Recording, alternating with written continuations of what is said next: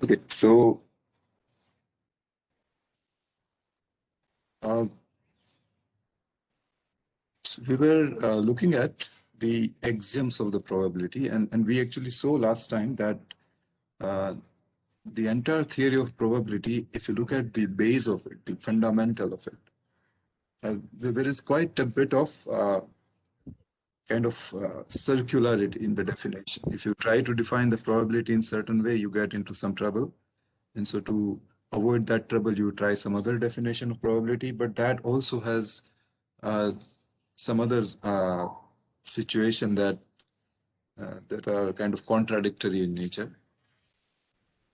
And so the mathematicians, maybe about 80 to 90 years back, they struggled with this, and then they finally came up with several axioms of the probability. And these axioms are based on the set theory concept. Okay, they considered the events as forming a set.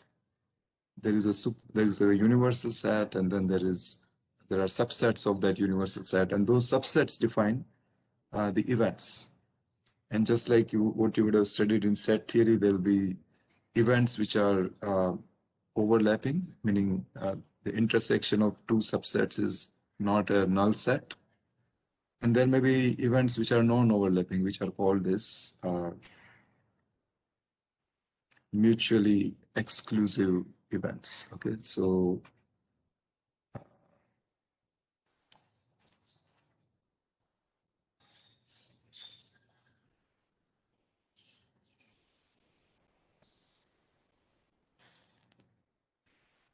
okay. So this theory actually follows from the notations of the set and how the Venn diagrams look like in the set theory. The major difference is that unlike what happens in the set theory, here we associate with each set and actually the entire universe set itself, we associate a number, and that number is called the probability. And then there is no, other than that, there is no significance assigned to this number, right? So the mathematician said that let us not try to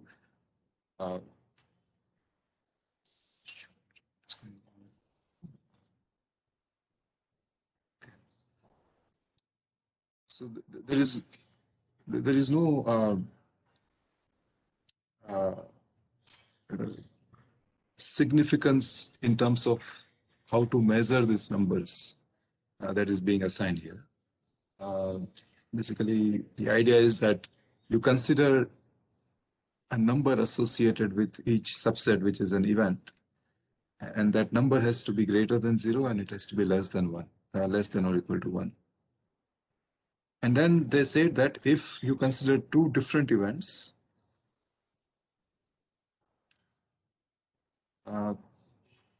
then there is a consistent way of calculating the probability of the union of these events, meaning either event I occurs or event J occurs, which is given by this formula. And this formula is sort of like what you can probably consider using the Venn diagram.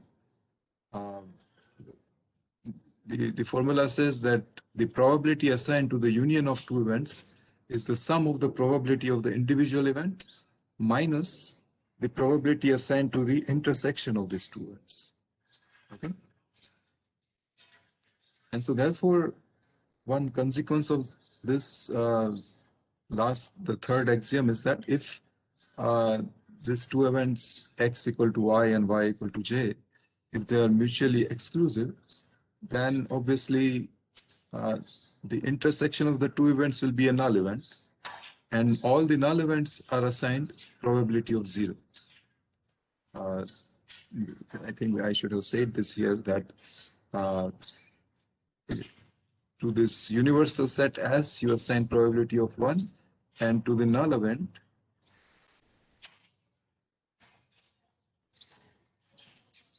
the probability assigned is 0. Why is that? Because, null event is an event which never occurs. So obviously its probability is 0. universal event is something that always occurs, right? If you toss a coin and if you ask what is the probability that the coin will either come up heads or tails, then obviously that probability is 1 because it's going to come up either heads or tails. But if you toss a coin and if you ask the question, what is the probability that it will neither come up heads nor come up tails? Well, that is never going to happen. So that is a null event. Its probability is 0. And so whenever this x equal to I and y equal to j are not overlapping with each other, they are mutually exclusive, the intersection of these two events is always going to be a null event. Its probability is 0, and therefore the probability that x is equal to I or y is equal to j is nothing but this sum of the individual probabilities. Okay. So what that leads to is a very useful rule of probability. This is probably one of the most useful rules of probability theory that we will use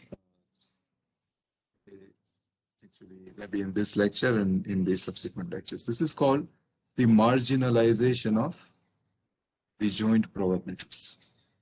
So what this rule says is that if you consider a joint event, that x is equal to I and y is equal to j. Okay. Then you can, given the joint event, the probability of this joint event, probability that x is equal to I or y is equal to j, if you are given all these probabilities of these individual joint events, then you can compute the probability that x is equal to I, and this is called the marginal probability. Marginal.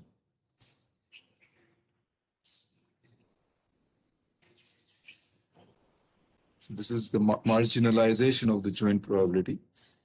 The probability that x is equal to I is obtained by summing over this mutually exclusive events. What are these mutually exclusive events? These are all the events in which x is equal to I,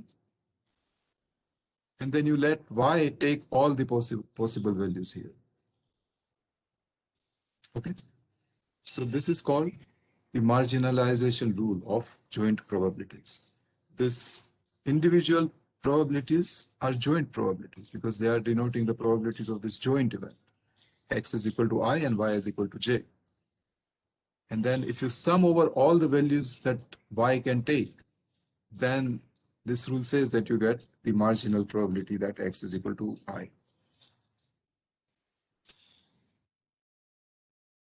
Okay, so that leads us to this concept that we have already introduced, is the concept of joint probabilities. The probability of this event in which both x is equal to I occurs and y is equal to j occurs. Okay, so it's a intersection of the two events. X is equal to I, y is equal to j.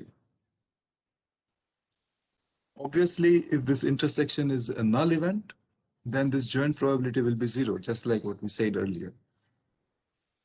But whenever this intersection is not a null event, then there will be some number associated to this joint probability, and that is what we are going to call as P of x is equal to I, y is equal to j.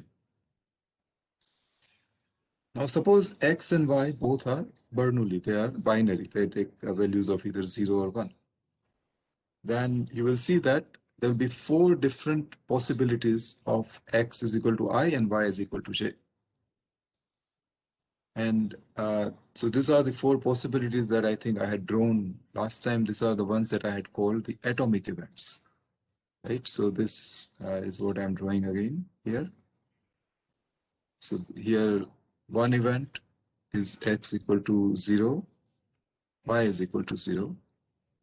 This other event is x equal to 0, y equal to 1. This third event is x equal to 1, y equal to 1. And over here, the last event is x is equal to 1 and y is equal to 0. So in the case when we are considering two events, X and Y, and we are assuming that this X and Y are both binary events, then this is the entire universal set of probabilities, or sorry, universal set of events. So this is what I would call S, right? If it was just one event that I'm considering, where X is again Bernoulli source, then the two events are X is equal to 0, X is equal to 1. These are the two events. And then this becomes the universal set in this case. But when I'm considering two events together, then there are four possibilities as outlined here. And then whenever we talk about joint probabilities, we need to consider that the joint probability has to be specified for each of these four possibilities, each of these four atomic events. Okay? And that other rule, the rule that we just looked at, the rule of marginalization, what it says is that out of these four atomic events, what are the two events in which X is equal to 0? And so obviously, this X is equal to 0 event is actually a subset of this set S, and that subset is exactly this event, right? It's only when you consider the union of these two events that you get X is equal to 0, because the other two events are the ones in which X is equal to 1. So therefore, that rule of marginalization said that in order to measure the probability that X is equal to 0, you have to figure out what the probability of this subset is. But then that axiom 3 said that this probability, the probability of this subset colored in blue, is the probability of these two events. X is equal to 0, Y is equal to 0, X is equal to 0, Y is equal to 1. These two events. But you see, these two are atomic events. They are mutually exclusive. Either this event happens, X0, Y0, or the other happens, X0, Y1. You can't have both the events happening together. So because they are mutually exclusive events, their probabilities add. And therefore, the probability of X is equal to 0, which is the probability of this subset, is the probability of this individual events, X is equal to 0, Y is equal to 0, plus probability that X is equal to 0, Y is equal to 1. These two events, these two atomic events. And this exactly is the marginalization of joint probability. Basically, what this says is that you can get the joint probabilities, you can get the probability of the individual events, the marginal events, if you know the probability jointly, the probability of the atomic events. Okay, so this is something that I would like you to keep in mind, this type of visualization. Okay, so whenever we have the notions of joint probabilities, and we are also going to now talk about the notion of conditional probabilities. So even for the conditional probability, you want to keep this type of set theory perspective in your mind. And you want to see that whenever there is joint probability notion or conditional probability notion, then we are actually going down to what are all the possible atomic events that can happen given these two events, X and Y. And then this X and Y are actually subsets of the universal set, which is comprised of all of those atomic events. Okay, so then before we proceed, let me just complete this definition of conditional probability. It is nothing but the joint probability, probability X conjunction Y, X and Y, divided by probability of Y. And so that gives you the joint conditional probability, probability of X given by. So what it says is that it is a probability that X will take a specific value, given that you already know that Y has taken some specific value. Okay. So what it boils down to is our back to this picture here.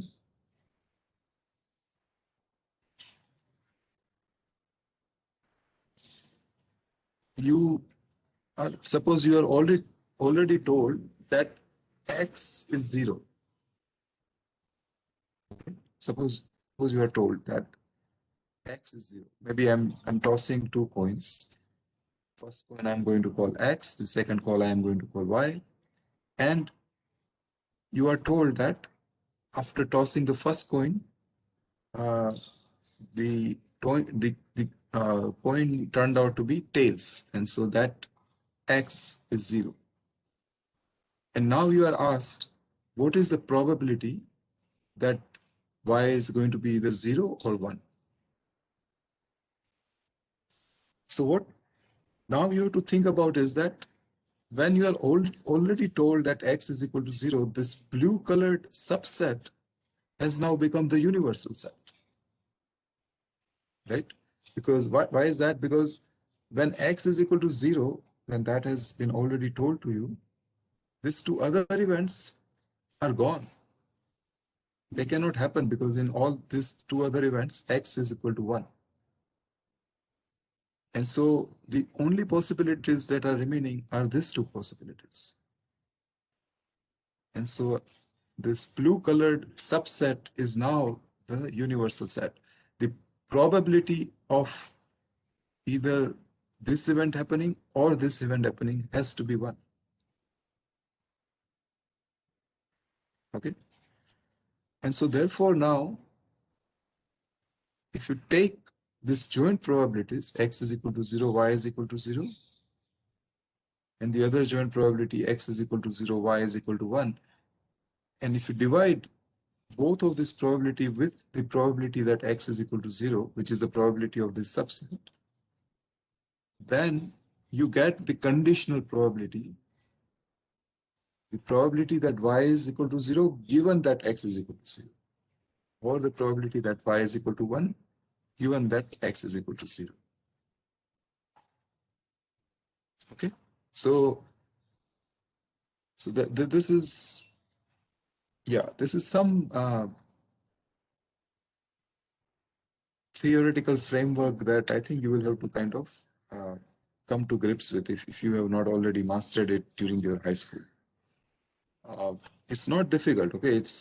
It may seem a little remote to you, maybe, but if you think about it on your own, if you spend maybe half an hour going over these definitions of joint probability, the conditional probability, etc., then it will, I think you will become familiar with it. It's not hard. It is not difficult.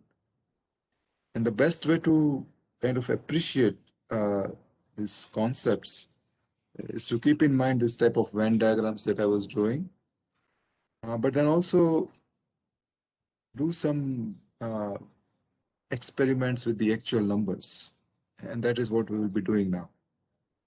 Okay, so I will take one specific example that I gave you last time, in which let us say that this experiment that we are doing is again having these two Bernoulli events in which X and Y variables are there, X and Y events are there, and we are giving certain meaning to what is X equal to 1 or X equal to 0.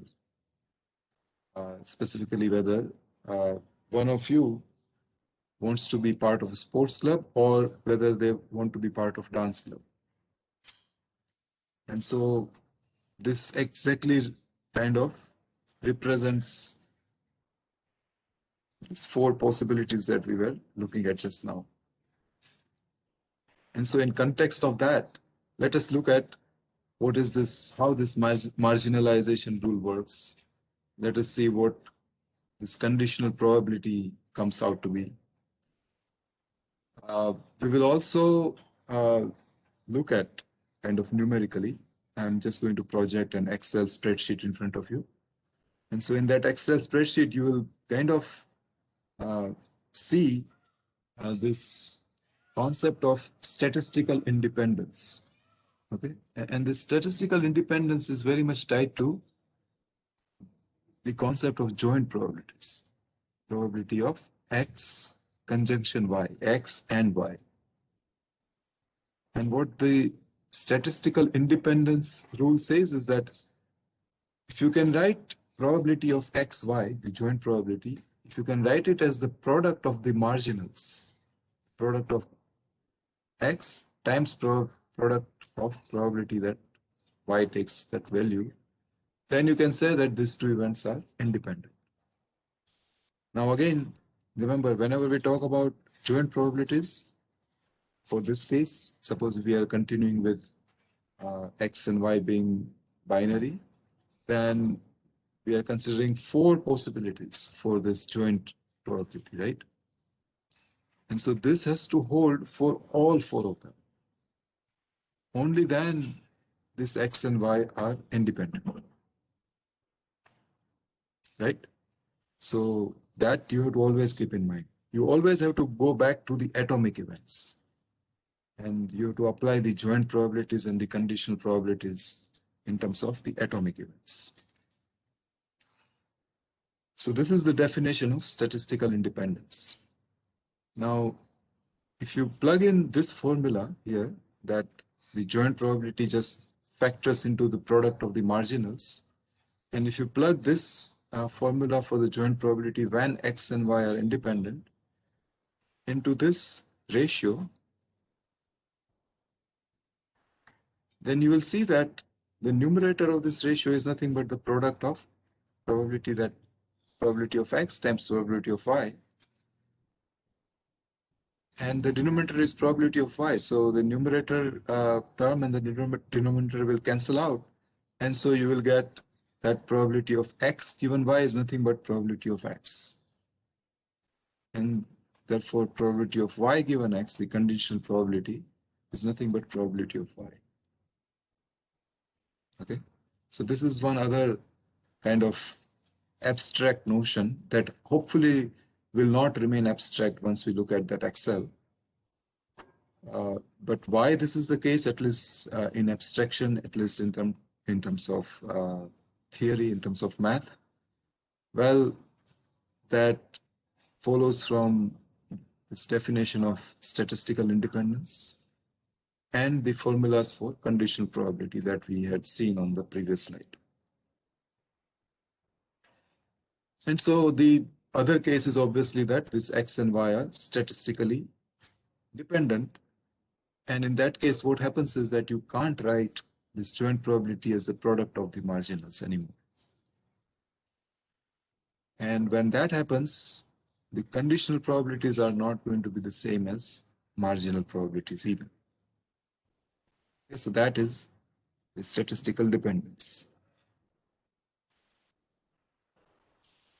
Okay, so now I want to really impress upon you that if some of you felt over last maybe 10 or 15 minutes that, okay, there is a lot of abstract notions and a lot of abstract concepts, and we are not very sure whether we understand all of this or not. Let me tell you very firmly, very forcefully that you appreciate, you are already very much familiar with all of these concepts. Okay, this is what we do all the time. I'll give you an example. Okay, when my daughter was little, she was maybe only 2 years old, 3 years old. She started going to the kindergarten, and one of the first things that the teacher taught her were the concepts of numbers and then concepts of additions and subtractions. So that came maybe when she was 4 or 5 years old. And then initially she was struggling. What is this addition? What is this subtraction? What are the numbers even, right? Those concepts seemed unfamiliar to her. They seemed like foreign territory. But that is just because of the formalism that has been given to the mathematical notations. She was being asked to consider what she was very much familiar with doing all throughout her day-to-day life. She was asked to kind of consider all of that in these formulations, X and Y and addition, subtraction and numbers and all that. And so she was maybe not very much sure, at least in her early days of schooling. But I knew very much that she knows the concept of numbers and she knows the concept of additions and subtractions and what is bigger and what is smaller and all that. Because if she had certain number of chocolates and if I give her 2 more chocolates, then she exactly knew how many chocolates she had. And when her sisters got slightly more number of chocolates than her, then she would be able to very much identify with that also and complain to me that, oh, Dad, you gave more chocolates to my sister and less to me. So this number notations, this concept of numbers, what is bigger, what is smaller, what happens when you add something, subtract something, all of that is very much familiar to her. But it seemed remote to her when her teacher, her kindergarten or first grade teacher would be teaching those same concepts. Something like that is going on here. Okay. So I will hope to convey that to you later today. But before we get to that, let me pull up this Excel, which hopefully will again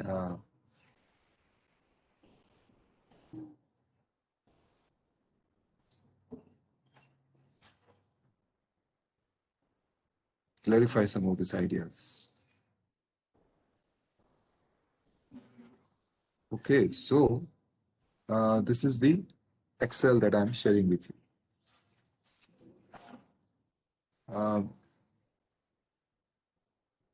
So I'm considering these 2 events, X and Y. Remember, we have given some meanings to X and Y. X is the outcome of a poll when you are asked whether you want to be part of, what did we say? Dance club, I think. And then Y is the outcome of a poll in which you are asked whether you want to be part of a sports club, right? And so X is equal to 0 means when I ask randomly to any one of you, do you want to be part of dance club? And your answer is 0. X is equal to 1 means your answer is 1. Y is equal to 0 means you don't want to be part of sports club. Y is equal to 1 means you want to be part of the sports club. And so I'm just making up these numbers, but maybe they are not grossly wrong. Maybe these numbers are that about roughly 30% of you want to be part of dance club. And maybe 20% of you want to be part of sports club. Okay. Maybe these numbers are quite wrong. I don't know. But let's go along with these numbers.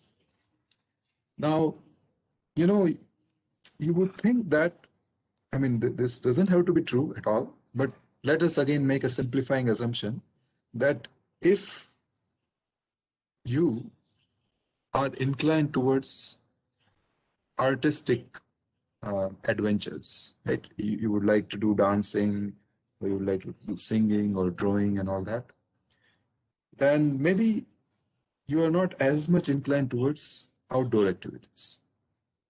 Okay, I mean, this is really a gross simplification. In real life, that is obviously not the case. But again, let's go along with this toy example that those who are interested in dance are pretty much not interested in sports, and vice versa. If you are interested in sports, then dancing doesn't appeal to you as much. So then what are the probabilities that someone is saying that he or she is not interested either in dancing or sports. Remember, in that formulation I gave to you, the person who is conducting the poll is asking each one of you both the questions. Whether you want to be part of dance club, yes or no. Whether you want to be part of sports club, yes or no. Right? So that person is noting down for each one of you whether you have said x is equal to 0 and y is equal to 0. To some other person, when that person asks this two questions, he will record that for this student, x is equal to 0, but y is equal to 1. For some other student, maybe that student is interested in both of them. He wants to be part of dance as well as sports. And so for that student, this person who is taking the polls will record that for student ID number 216, x is equal to 1 and y is equal to 1. And then after conducting the poll of all 340 of you, he will divide the number of times that he recorded x is equal to 0 and y is equal to 1 with 340. And let us say the answer came out to be 0.14. And then same way he did it for all the 4 possibilities. And then the result is what is given here. So these are the joint probabilities, right? This is the probability that if I pick someone at random, what is the probability that that person will say that I am not interested in dance nor in sports? That probability I'm saying is the joint probability x is equal to 0 and y is equal to 0. This is the conjunction. And that probability is 0.56. 0.14 is the probability that x is equal to 0 and y is equal to 1, and so on. And again, where this probabilities came from? Well, this joint probabilities came from the poll that I conducted, right? As I said, I conducted the poll, I recorded the answers given by each one of you, and then I divided the count for each of these 4 possible cases by 340, the total size of the class. Okay. Now, how did I get y equal to 0 is 0.8? What is the why did I say that marginal probability that y is equal to 0 is 0.8? Well, I just summed up these 2 probabilities. If you consider these 2 atomic events, which I am highlighting right now, then in both these events, y is equal to 0 and x is equal to 0 or 1. And so marginal rule says that if I add up these 2 numbers, then I get the probability that y is equal to 0, and that turns out to be 0.8. And this turns out to be 0.2. And similarly, if I add up these 2 numbers, then now I'm doing marginalization over y. And so I get the marginal probability that x is equal to 0.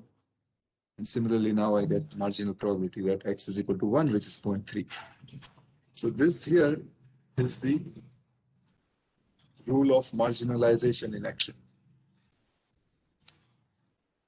Okay, now let us look at the conditional probabilities.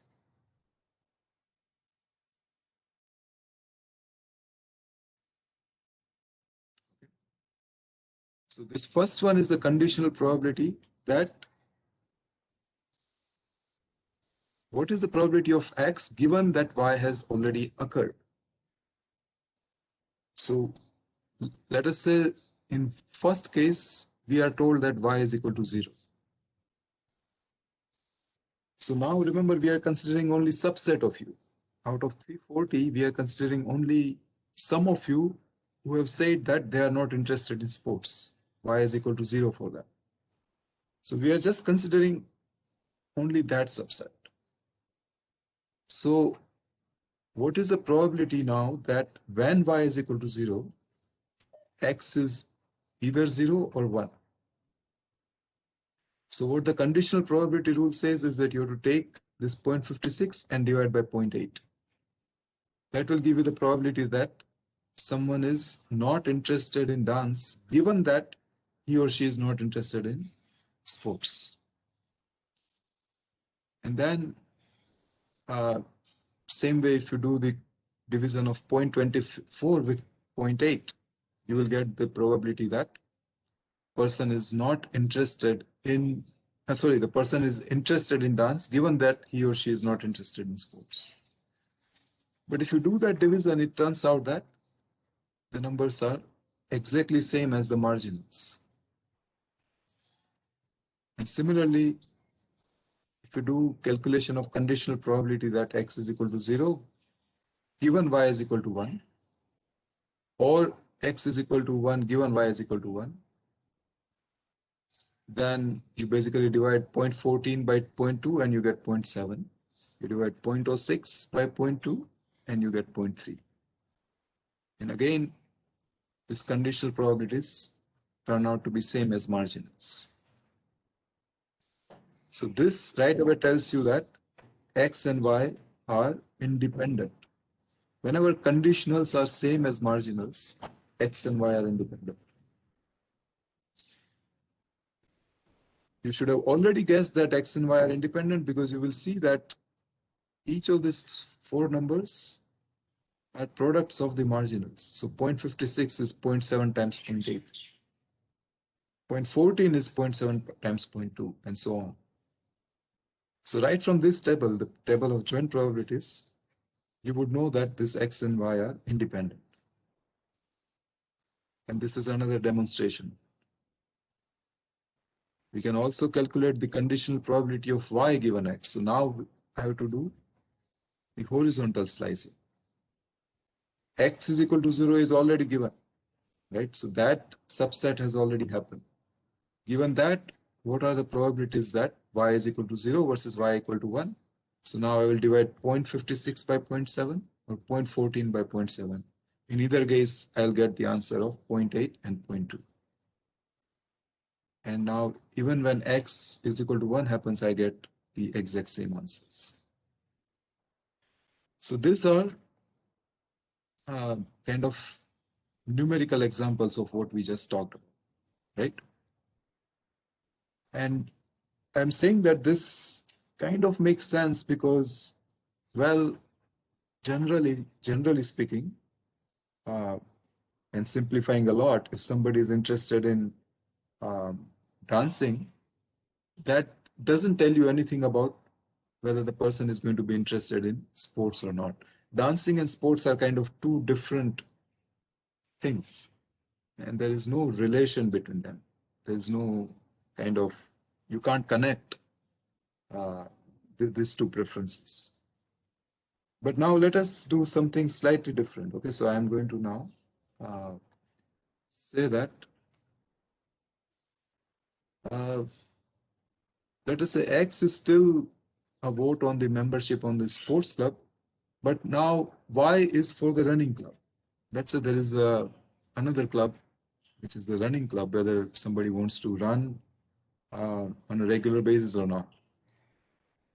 So now you would think that, okay, if somebody is interested in outdoor activities, maybe he or she would like to play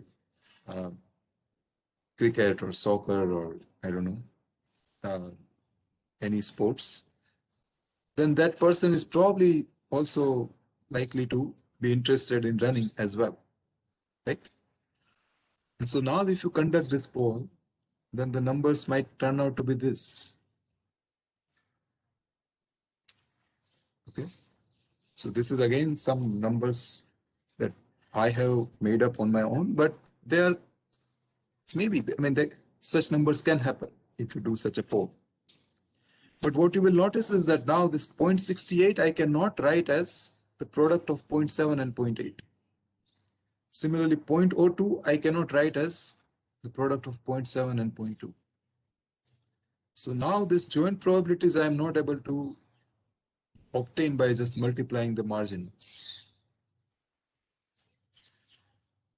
The marginalization rule still holds. If I add this 0.68 and 0.12, I'm marginalizing over x, and therefore I get 0.8, which is the probability that y is equal to 0. If I marginalize over y, then I still get 0.7.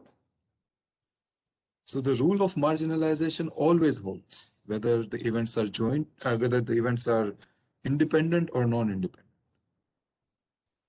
But whether you can write the probabilities as the products or not depends on whether they are independent or not. Okay. And so now if I do conditional probabilities of x given y, I will get these 4 answers. All that I did was I divided 0.68 with 0.7. The answer is 0.85.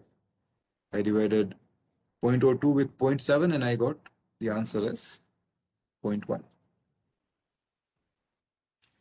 And similarly, I divided these two numbers by 0.3 and I got 0.15 and 0.9. And so you will see that these numbers are vastly different from 0.8 and 0.2, right? So now I can't say that probability of x given y is same as marginal probability of y. Marginal probability of x, 0.7 and 0.3, sorry. And so these are obviously not independent events. And you would see that, you would think that this makes sense, right? If suppose somebody is not interested in sports, then there is a very good chance that that person is not interested in, Y is for the running. So if somebody is not interested in running, then there's a good chance that that person is not interested in sports. But if somebody is interested in running, then there is a good chance that the person is interested overall in sports. So you will see that the conditional probabilities kind of flip. They go from 0.85 and 0.15 to completely opposite. 0.85 reduces to only 0.1 and 0.15 becomes pretty high, close to 0.9. And similarly, you can calculate the conditional probability that y is equal to y is equal to 0 or 1 given a particular realization of x. Okay, so here the contrast is even sharper. That if somebody is not interested in sports, x is equal to 0, then there is a 97% chance that the person is not going to be interested in running even. Okay, so that is hopefully clarifying to you some of these notions of joint and conditional probabilities that we have defined. So now let me move forward.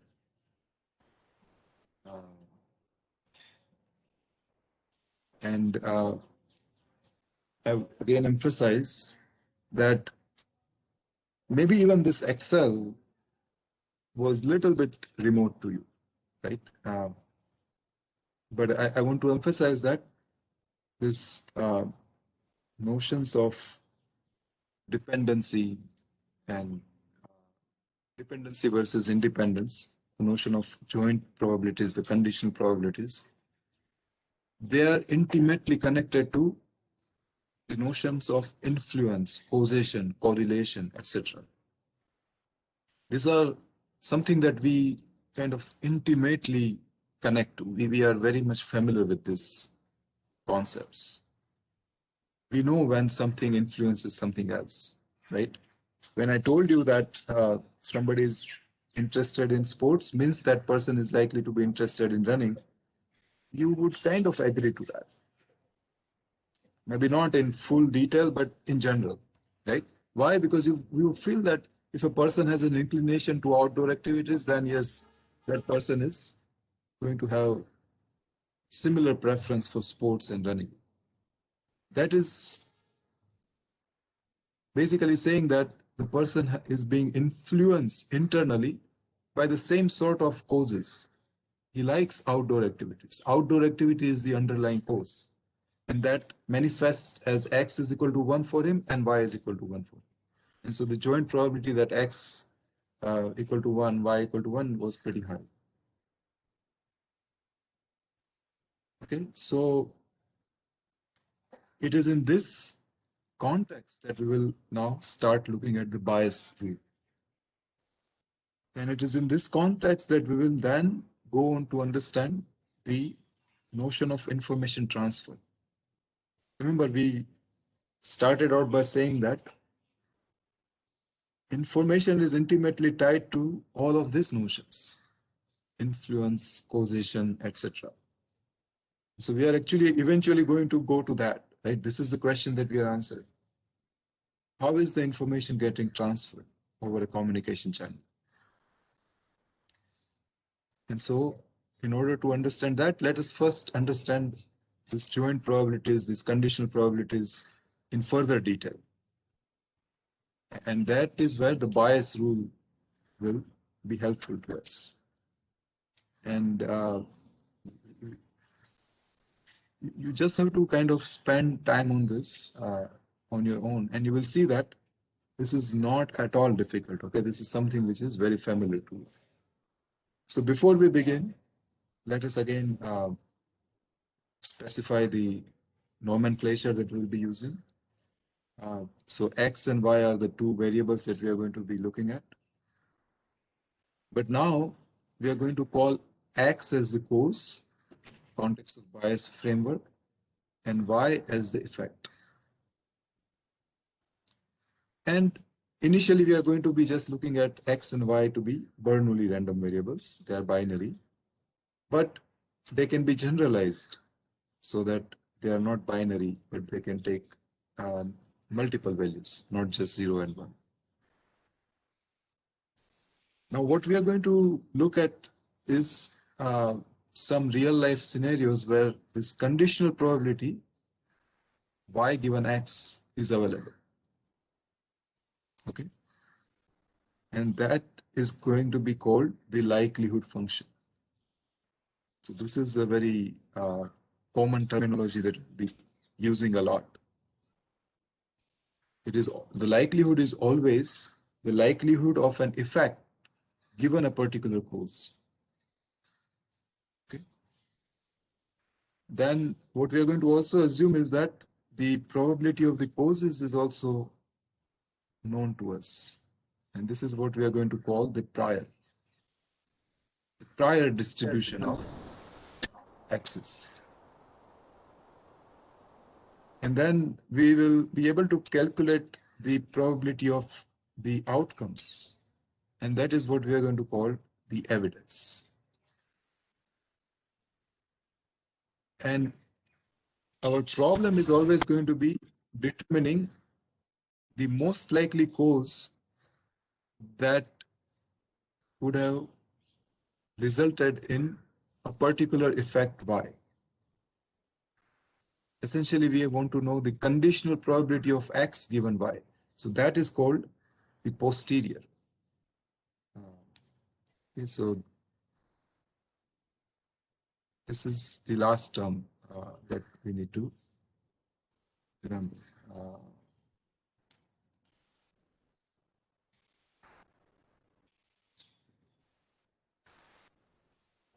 Okay, so the posterior is always probability of X taking a particular value I, given that Y has already taken a particular value of J. So that is the posterior. And how to calculate the posterior when you know the likelihood, when you know the prior, and when you can calculate the evidence, that essentially is what the bias theorem is all about. Okay, so before we proceed, let us again consider the same problem that we started out with, the disease problem. So cause is that the person has the disease or doesn't have the disease. And the symptom is that the person comes out positive or negative in the test. The question is that given that the person has tested positive, given that Y is equal to 1, given this particular observation, given that we are in this subset of events where Y is equal to 1, what are the probabilities of X is equal to 1 versus X is equal to 0?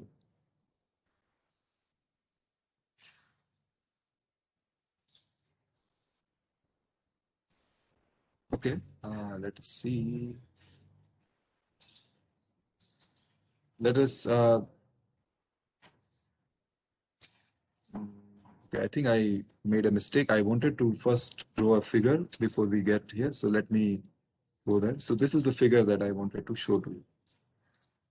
This is what we have already seen earlier, that this is the causes. X is equal to 0, X is equal to 1. By the way, earlier we had called X to be C and Y to be T. The symbols are not important. It is what we are understanding is important. So here X has been replaced by C and Y has been replaced by T, but it's basically causes and effects. And then what we have said is that sometimes the test is correct. And so whenever the person doesn't have the disease, the test comes out as negative. And when the person has the disease, the test comes out as positive. And so this together here defines the conditional probability that Krish, can you mute yourself?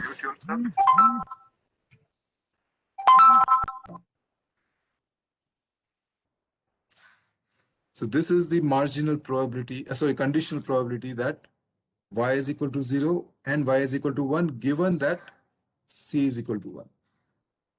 So this is the likelihood function. Likelihood of the observed effects given that cause is 1, the disease is present. This together here define the likelihood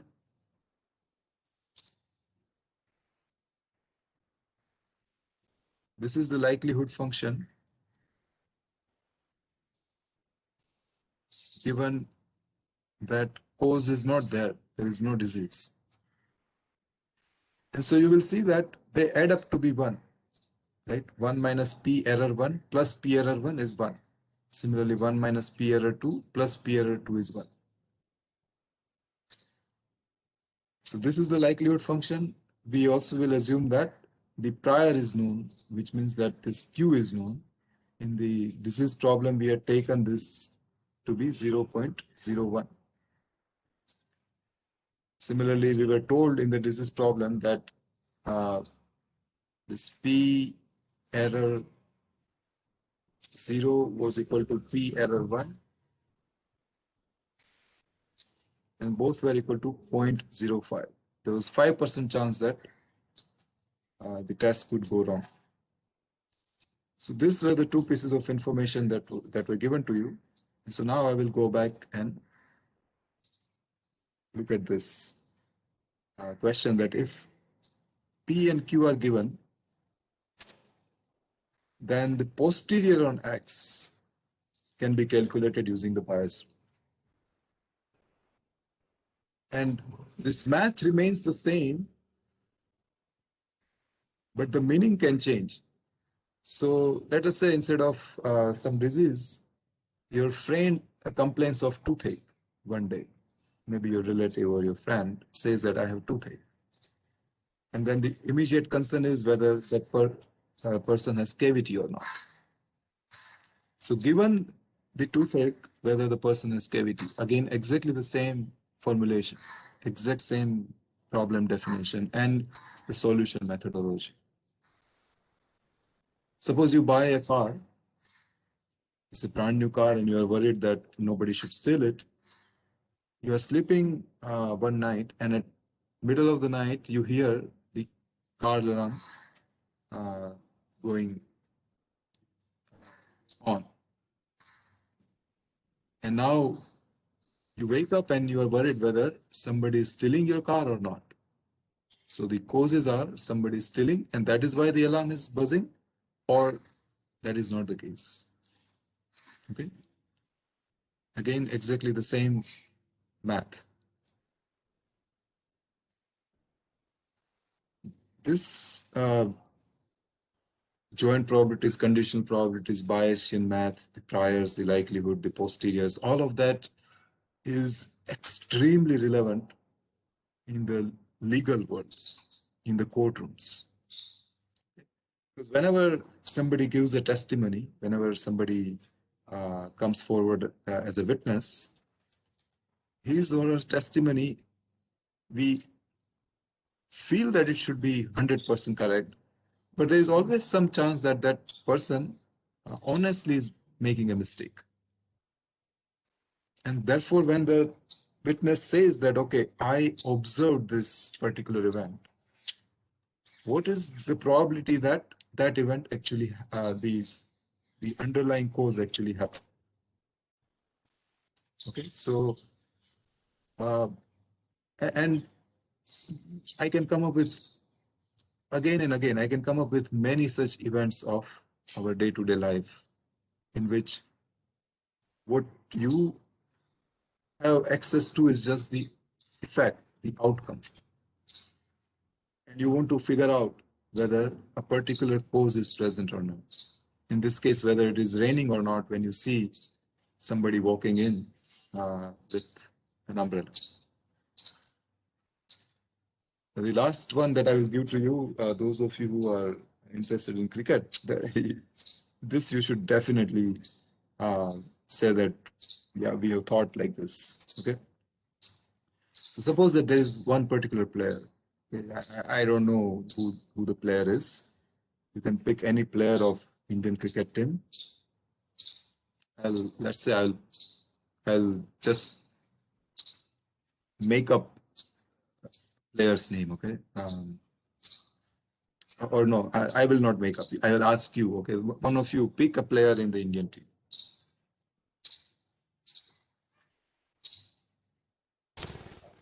Rishabh Pant, sir. Rishabh Pant, good. Okay, fine. So we are talking about Rishabh Pant.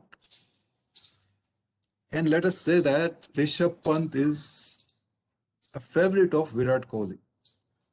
Okay, so if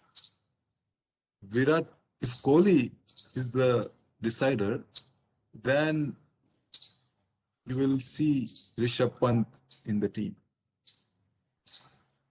But again, making up the story, let us say that Shastri, the coach of the team, doesn't like Pant. So if instead of Kohli, if Shastri is the decider, x is equal to 0, then Pant will not be included in the team, most likely. You don't know for sure. So you will say that 95% of the chance, okay? If it is, if the team selection happens according to Ravi Shastri's wishes, then there is a 95% chance that Pant will not be in the team. But if team selection happens according to Kohli's wishes, then there is 95% chance that Pant is going to be in the team. Okay? Now, in one particular one-day match or T20, the team is declared and you see Rishabh Pant as a wicketkeeper. And so what you will say, okay? And this is what I was telling you, that all of this are dramas of our human life.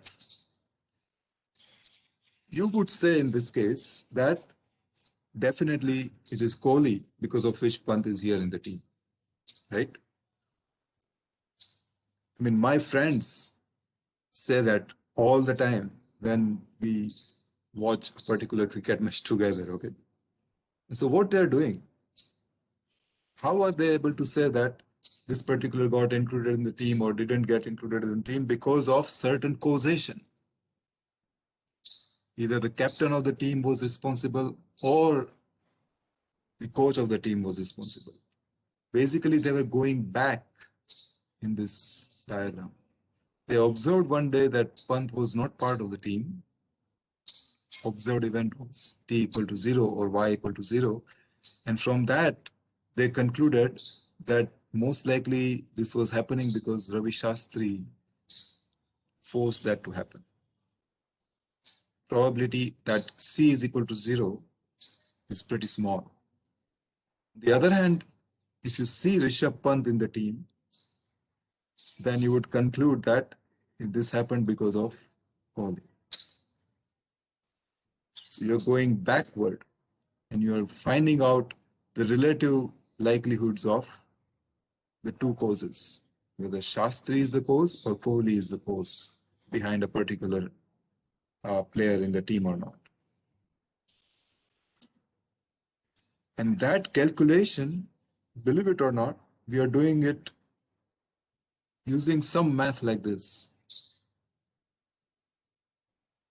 This is the math of Bayes' theorem, and it follows directly from the definition of the joint probability. The joint probability we have said is or the conditional probability, by the way, is actually the ratio of the joint probability divided by the marginal.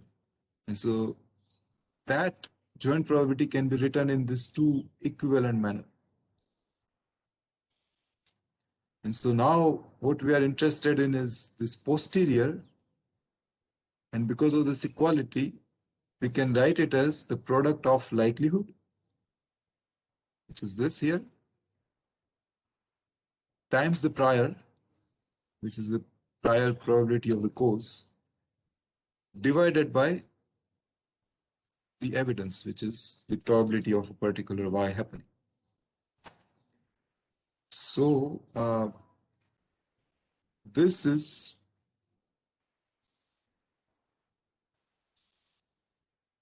the way that you would always think of Bayes' method.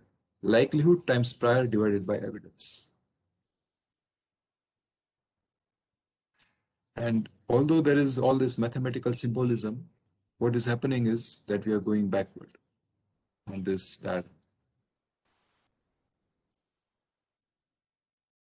Okay, so now before we proceed further, I will now connect all of this to our topic, which is communication theory. So now we are back to the communication theory world. We are not going to talk too much now about the real life.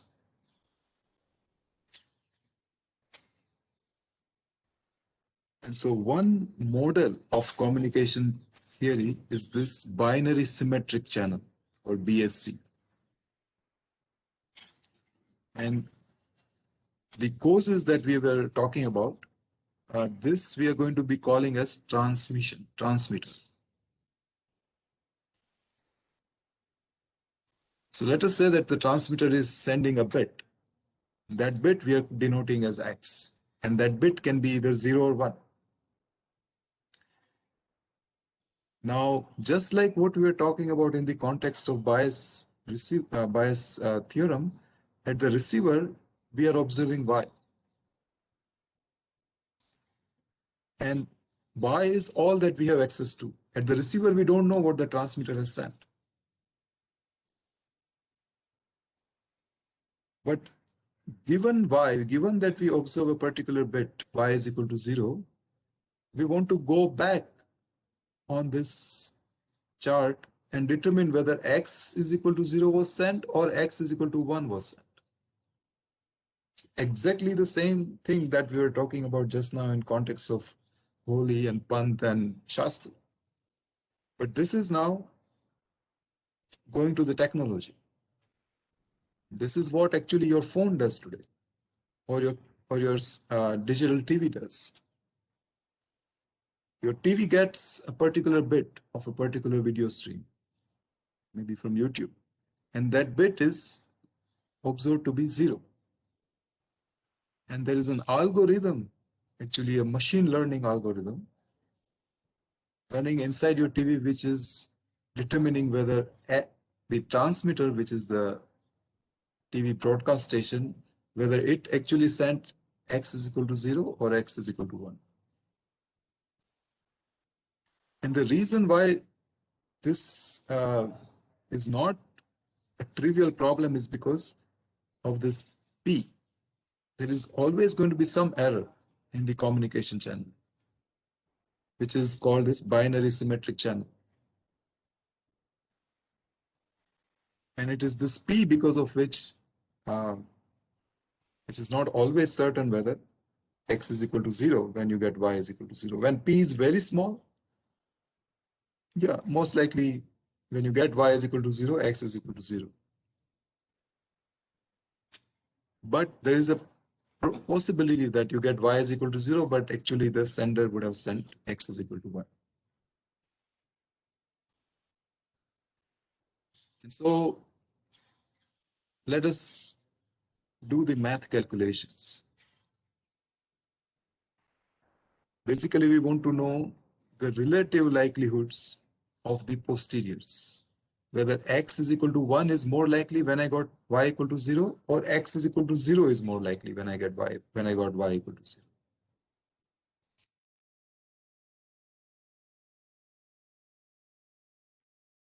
And this is what we would write as, using the bias rule, as this. The likelihood times prior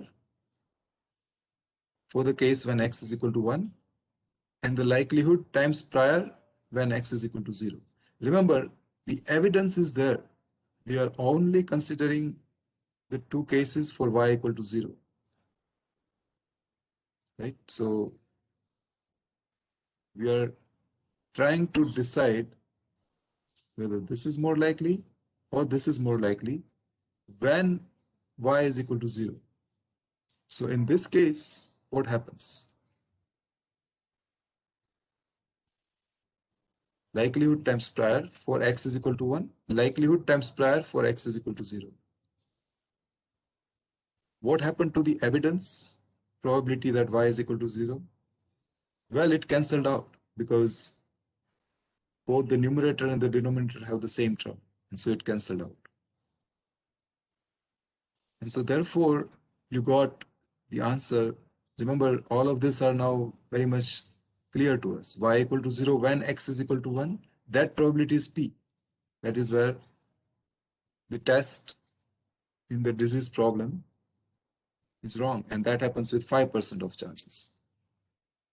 X is equal to 1, remember, is the prior, Q, the Bernoulli Q variable. And then similarly, we can calculate these two probabilities. And so the answer becomes P times Q divided by 1 minus P times 1 minus Q. There is a special case when Q is equal to 0.5. And in that case, obviously, Q and 1 minus Q are both equal. And the answer becomes just P divided by 1 minus P. This is nothing but the ratio of the likelihoods. Right? We are actually determining the ratio of the posterior. This is what we are actually interested in.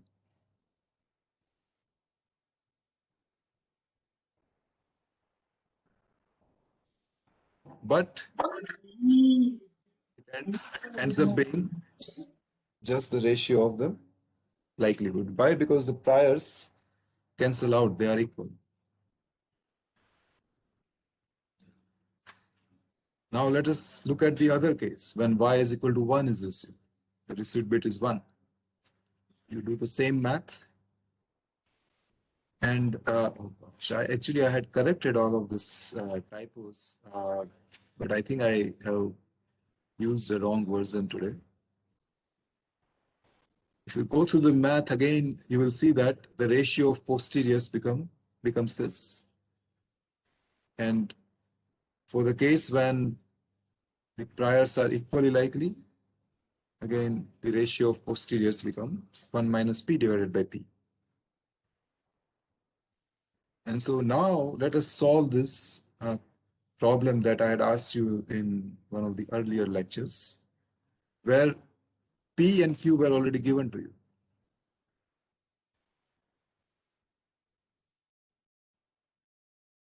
And so we were told that if y is equal to 1, what is the probability that x is equal to 1 versus x is equal to 0? And so you plug in the numbers in the formula, and the answer that you get, see, 0.95 times 0.01 is almost same as 0.01. You don't need to do this multiplication because 0.95 is almost close to 1. And then 0.05 times 0.99 is almost same as 0.05. So then this comes out to be the answer, that therefore this ratio is 0.2. So even when the test is positive,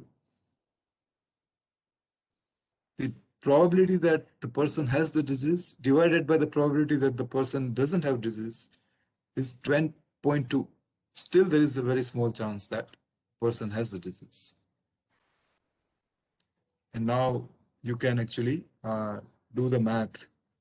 Let us denote this probability that x is equal to 1 as q prime. Why am I saying this to be q prime? Because we are considering this only in this event that y is equal to 1. So x equal to 1 in this case is called q prime. X is equal to 0 in this case is called 1 minus q prime. So we know that q prime divided by 1 minus q prime is 0.2, and therefore q prime is 0.16.